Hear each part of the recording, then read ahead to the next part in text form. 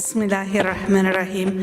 Alhamdulillahi Rabbil Alameen. As-salatu was-salam ala ashraf al-anbiya wal-mursaleen. Sayyidina Muhammad wa ala alihi wa sahbihi ajma'in. Wa min istana bis-sunnati ila yawm ad-din. In the name of God, the most merciful, the entirely merciful, the especially merciful, I begin with bringing a request for the peace and blessings of Allah to be upon all of the prophets and messengers, all of the companions of Prophet Muhammad and all of those who follow this message until the day of judgment. Ameen. Assalamu alaikum. Thank you for coming. I appreciate your attendance. And I think Dr. Altaf did a great example of sort of giving me the segue into talking about thankfulness, being thankful, recognizing those who have come before us. And so I'm asked to talk about a number of things, and I was putting together all of these notes, and honest to God, I didn't have enough pages. Like, I kept writing and writing. I'm like, where am I going to stop and how am I going to frame this? Because there really are so many people that we need to be thankful for. But I wanted to sort of bring us to an understanding that if we're not a people of great gratitude, then we're not really living the life of a believer. And, you know, the very first, I think, hadith that many of us learn is that if we don't learn to thank a people, then we're not thankful to Allah. You know, and so being thankful and having gratitude for those who have come before us or who have done things for us or who are around us, supporting us and helping us, means that if we can't live in that gratitude and have that, then we're not really truly a believer. I think I wanted to start with talking about leadership, because if we're talking about the first great successions that we were given from the models of the prophets all the way up into the Prophet Muhammad ﷺ, then leadership is an extremely important mode or model for us to be in, right? Leadership is about moving people forward in a direction for a good goal, you know, from the Islamic model, for a good goal, to achieve something good, through the means that are not compulsive, meaning nobody is commanding us to do these things. Allah does have commands for us, but la ikra fi din, there's no compulsion in religion for us to follow upon those commands.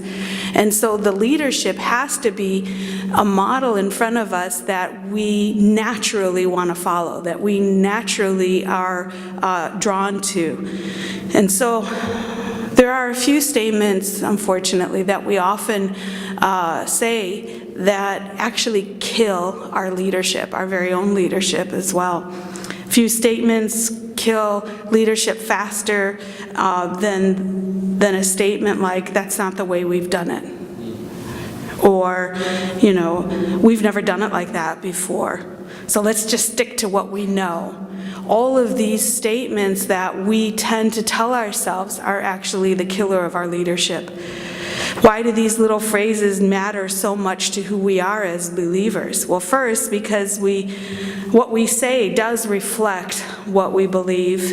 It exposes our convictions that we'd probably be better off without trying to stick into the same mold.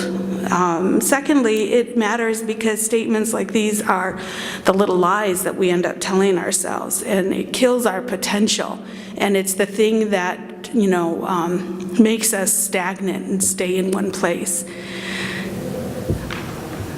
It makes me think of the biggest lie ever told in this society, I think. I mean, we know the biggest lie ever told is by Shaitan, originally, trying to put a wedge between any believer and his creator. But I think this society, being a secular, materialistic worldview society, a society that bases its conceptualization upon materialism, the exact opposite of, you know, Islam and what God is about. But this big lie, and I often tell a lot of the young people that I mentor about this lie because it affects them the most. But I think all of us at one point or another have been affected. Rania, do you remember the lie? No, I'm testing her. The lie is that when you're 18, you're free and independent. The fact is that we've never been created independent. We will never be independent. We are always going to be dependent upon Allah, and we are always going to be dependent upon revelation, and we're always going to be dependent on our leaders and those who have come before us.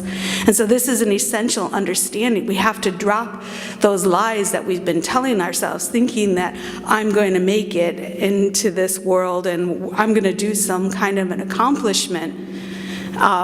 It's never about you. It's about you being building after those who have come before you. And then until we have learned to recognize that, we're going to be self-seekers or self-fulfillers, or trying to just please ourselves or please this dunya, and not really what Allah has planned for us. So Muslims must collectively learn to shift from that kind of convention of this society, that sort of social construct, that secular materialistic worldview that inhibit us from getting closer to Allah subhanahu wa ta'ala, and shift us towards the paradigm of one God, one message, or the Islamic paradigm of La ilaha illallah Muhammad Rasulullah. And so what does all of this really have to do with being thankful and showing gratitude to others? And here it is, as I started out by saying, if you're not thankful to the people, you are not thankful to Allah. And this is not about being thankful to somebody who did something for you personally only, or your family, or just to the believers, but it is a word that Allah says, an-nas, that you have to be thankful to all of the people. And we would really be miserable if all we ever did was complain. If all we ever did was make room for what was wrong or what could have been done better, and if we were always looking in that direction, because that leaves no room for being thankful. Meaning, if we have no room for being thankful, if all we're doing is looking to criticize, then we cannot actually get close to our Creator. And so Allah has given us lots of clues in regard to this kind of development or understanding, or the concept of being thankful and having gratitude. The Prophet Muhammad ﷺ said, in regard to those who are not believers, who are not the Muslims, beware. First of all, when the Prophet ﷺ says beware, beware, think about this very carefully, because we are, like he was, in the minority. So we are a minority people. We are a minority of believers within a society that is not, in belief. And so we are the minority, and he was alive when it was still the Muslims in the minority, in the vast perspective of the world. And I know there was great expansion in the end of his life, but nonetheless, he was very aware of the powers and the people that were around the Arabian Peninsula. And we too should be very aware. We have to stop, just thinking about our own little bubbles that we live in. So he said, beware, whoever is cruel or hard to the non-Muslim will find me their advocate on the day of judgment. Right? And so, if I'm not giving my appreciation to the other person, whether or not I think that's cruel or mean, it might be perceived as cruel and mean or hard-hearted. And so this is very important, it's just because I haven't done anything bad to that person. Not being thankful or gracious and having gratitude for them can also be seen by them as being harsh-hearted, hard, or cruel. And so we have not sent to you but a mercy. Allah's mercy, Muhammad ﷺ, is a mercy to the world. So that means that we should model mercy to people, meaning that mercy comes through gratitude as well. When I can tell you thank you very much, it makes you feel good. When I can be grateful to you, it makes you feel good. That is a mercy. that we have to learn how to live. And all of creation and mankind and all of the world should be able to recognize that Muslims and the believers are in that station.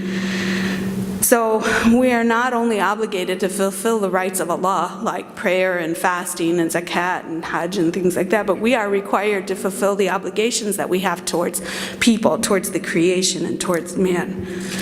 Also in the Quran, in Surah Al-Baqarah, verse 148, there's a verse that shocked me when I first read it, because I forgot your name already, Firas. Jazakallah khairan. Firas introduced me and said that I work heavily in interfaith work. This verse sort of helped me with perspective. And that verse is to each is a goal, and to each meaning to each people, to each group of people, to each religion even, or each nation, to each is a goal to which they turn, or that maybe Allah turns them. There's a couple of different translations for this verse. For every community faces its own direction, and then Allah does a command, فَاسْتَبِقُوا الْخَيْرَاتِ. So each group, there is a direction for which they face. So all of you race together towards all that is good. Meaning not like push each other out of the way and try to get to the front of the lines, but to collectively race, like come on, let's go, and to encourage one another towards moving good. And so together hasten to doing good, than to strive as if we are in a race of trying to make only goodness within our society, within our communities. There's another example during the life of the Prophet ﷺ, before he was a Rasul. When he was about 20 years old, he was witness to an amazing event that I think the likes of the Quraysh or even the tribes of the Arabian Peninsula were not very familiar with, because it went against tribal mentality or tribal understanding. And this was an event that became known as Hifl al-Fadl, or the League of the Virtuous, or others have called it the Pact of Chivalry. There was a merchant who came up from Yemen into Mecca, and one of the Benis of the Quraysh, Bani Sahim, treated that merchant unjustly.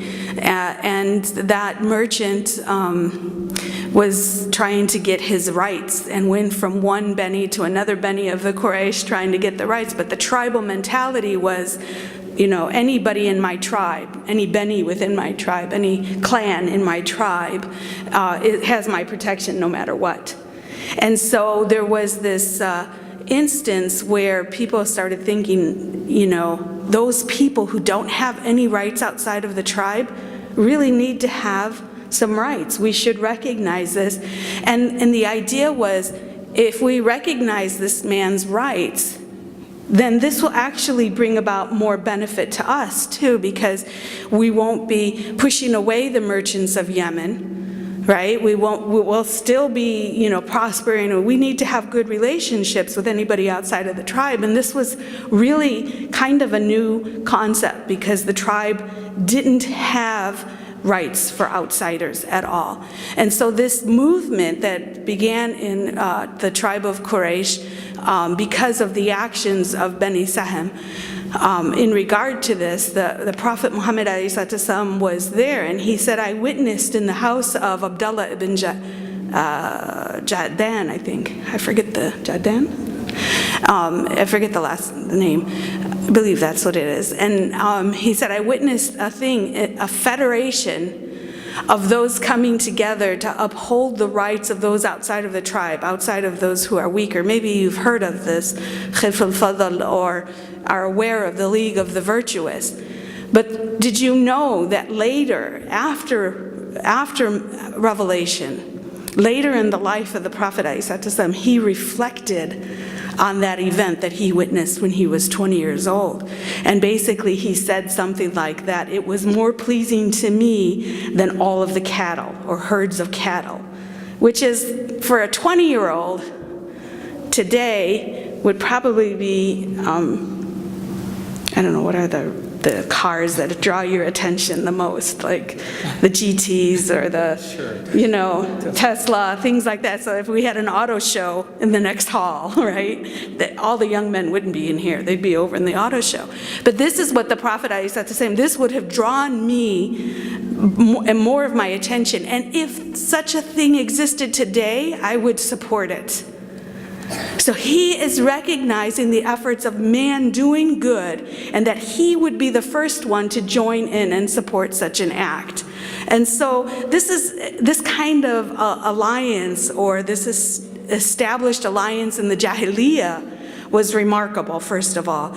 And what we should understand is that Islam comes only to increase that kind of collaborative or cooperation. And if it was working for something bad, then Islam comes to diminish it. But we should never look as if everything done outside of the realm of the Muslims is not worth, you know, involving ourselves or getting involved in. And Surah Al-Asr, by the way, which we're asked to recite at the end of every time that we gather for the sake of Allah, or we're remembering Allah, it ends, or its essence is about the foundations of faith. Well, Asr, you know, by the token of time, man is in loss. Man, all of us, we're all lost, except those who believe or who have believed, right? And so this is like the foundation, except those who do good, and those who stick to truth, and those who stick to patience, right? This is about man. This is about Muslims being part of mankind and bringing people together and joining on these good deeds and on truth and patience. I find it amazing that just after a verse in the Quran that talks about believers backbiting or being suspicious of others, you know, and saying that it would be, if you were to gossip or talk about somebody, it would be as bad as eating the dead flesh of that person, right? That the next verse says, "O mankind." It's like this warning, and then, "O mankind, we've created you from a male and a female so that you would know one another," right? And I believe we're very familiar with this verse. My point being that how can I truly be thankful if I don't know you? How can I truly convey to you my gratitude if I have no relationship to you? And so if we're going to be just mouthpieces saying thank you and, oh, that person did a good job, then we're really falling short, because it means that we have to get into the engaged lives of the people who are around us, and we have to get into their lives, and we have to be part and parcel of who they are and where they're coming from, and be relevant to them for our gratefulness to have real meaning. And so our goal is to move towards this. In the last couple of minutes that I have, I see I'm running out of time. Is on a bigger scale, that acknowledgement that you were talking about, right? Just acknowledging them is very vital and very important, recognizing them, assessing, and so on. And what was the other? Advancing, appreciating, and advancing, right? All of these things are very, very essential for us to consider when we're engaging with the communities around us.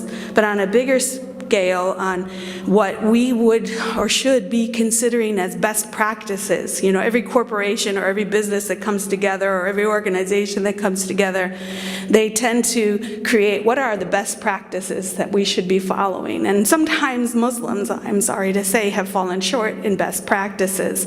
But one of the best practices that we should have is, you know, regular, frequent, sustained, integrated work within the communities in which we're living in, but then also to show the appreciation there.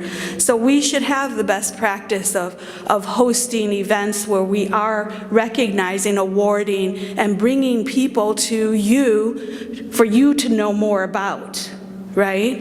And getting you more aware of who's the movers and shakers in our community. I hear sometimes in a lot of brain storming sessions amongst Muslims and Muslim youths, we should do this, we should do that, and let's, if we could accomplish this, and I'd be like, hello, if you only knew, we already have a wonderful organization that's doing all of this work. Please come and get to know this group, integrate with them, and do those ideas that you're talking about. Stop trying to be in the spotlight.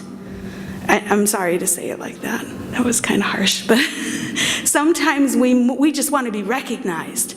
It's just about us, about us. I'm going to give a dawah session later, and talking about dawah is that there are 3 people involved in dawah. It's Allah, the person who's learning, and you, and the least important is you, by the way. So we don't need to be in the spotlight. 1 minute. So recognize the people in your community. Learn to see who they are. Recognize your civic workers, your colleges, your college departments, the institutions, the hospitals, and the charity organizations. Get involved in working for the homeless and stuff like that, so that you can really see the work that other people are doing and show great gratitude to them. Do the due diligence, right? I had a little thing. We can even go big, and we need to recognize scientists for their research in global warming, or we need to look at those who have led the civil rights movement, right, and really understand, and those who are working in other forms of fighting against hatred and bigotry. Really recognize them. And I'll end by talking about people that you may not know about yet. But there is a movement within the American society that is moving towards an end of white male plutocracy. And I think that this is a movement that we as Muslims should really get involved in and strive to get on board with those thinkers who are talking about deliberative democracy and creating transpartisanship, so that we can engage more effectively within our communities and show more gratitude. And then the last thing I'm going to say, and I know, Jazakallah khairan, is tomorrow, all day tomorrow, we have what is called the third annual MAS Interfaith Symposium. I chaired it for the first 2 years. I'm in oversight with it this year. It's about bringing people of other faiths to us. So we're hoping that we're going to have anywhere from 70 to 100 people of other faiths joining us tomorrow all day. There's a few sessions. The first session in the morning, everybody's welcome to come to. It's Interfaith 101. What do you need to know about interfaith? How do you actually integrate with whom I think are the most important people to integrate with? People of faith, people of love, people of compassion, people who know how to volunteer, people who want to see change. These are the people that you should know. And I think a lot of Muslims don't get more involved in interfaith work because they feel like they don't know, so come, learn about that, about these people. Learn who your neighbors are and what they're doing. Don't just think, well, that's wrong and their theology is off and how they're so crazy to think this way or that way. Stop, get yourself out of the criticism box. The box that's only pointing the finger, and just say, but they're doing such good work, let me be there, and if I can model for them, wallahu alam, if they'll be guided, well, inshallah, there will be some natural guidance. But at the end of the symposium tomorrow, in the last segment, that's going to be in the main stage, the big hall, at 3:30 tomorrow. I'd love to see you there. We'll have a lot of a display of these people, these organizations. One of them is the Parliament of World Religions is coming.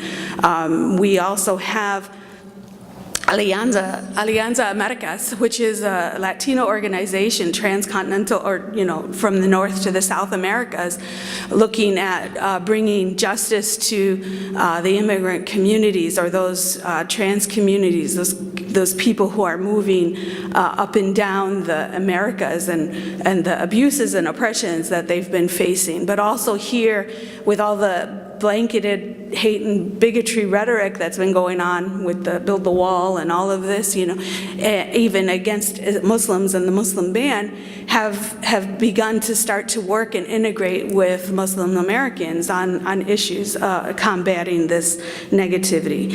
Finally, an award will be given to the Jewish Voice for Peace for their outstanding efforts in and successful campaign of anti-Islamophobia, and trying to show that they are a diverse community of activists, and they call on America and the international community to end wars and violence and to support Palestinian self-determination. So we're going to be giving them an award, and I'd like to see you all there tomorrow at 3:30, all day long. There's a symposium luncheon. You could still register online if there's any seats left. And there's an afternoon session where we'll have, it's called Millennials Vision. What is the vision of interfaith collaboration and cooperative work, which all these organizations have representatives at. We'll be sitting at tables and having dialogues with them. And we're around the corner in S101. Jazakumullah khairan. Sorry.